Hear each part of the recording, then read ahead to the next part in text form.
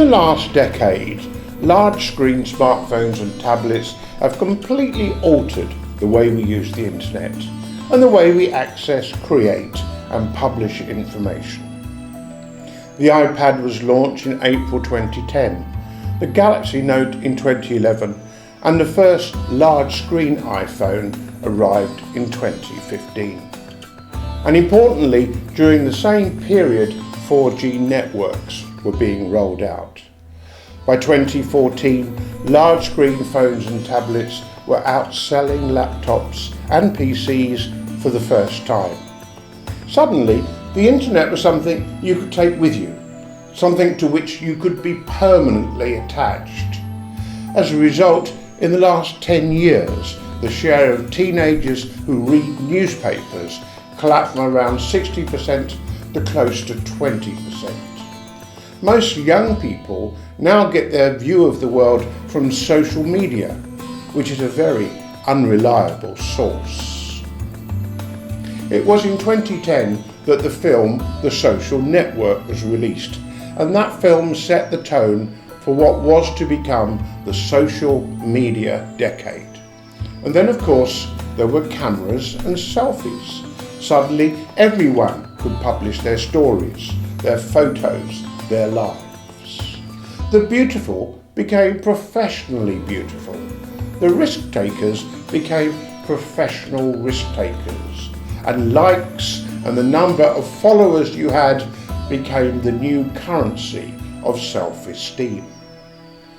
Those with enough followers became professional influencers, making fortunes away from the glare of normal media publicity.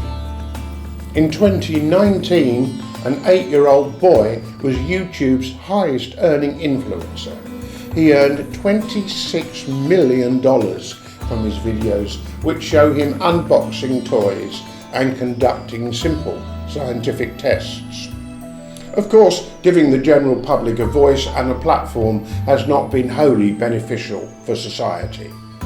While those in need of companionship and support are much more likely to find help now compared to pre-social media days, extremists of all types also find a ready platform to share their views.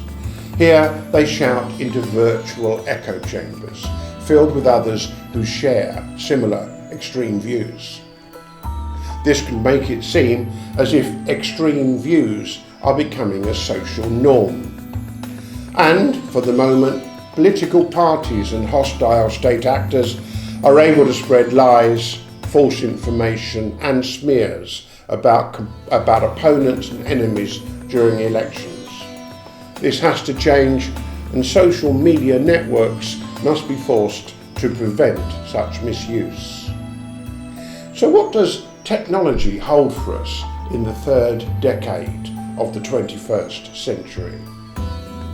The 2020s will be a 5G decade, and the networks will become very much faster and much more powerful.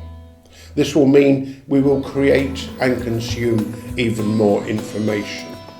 We will be connected every minute of our waking and sleeping lives.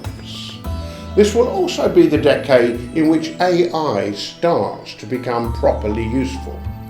Software assistants like Alexa and Siri will understand us much better, and they will become an indispensable part of our lives.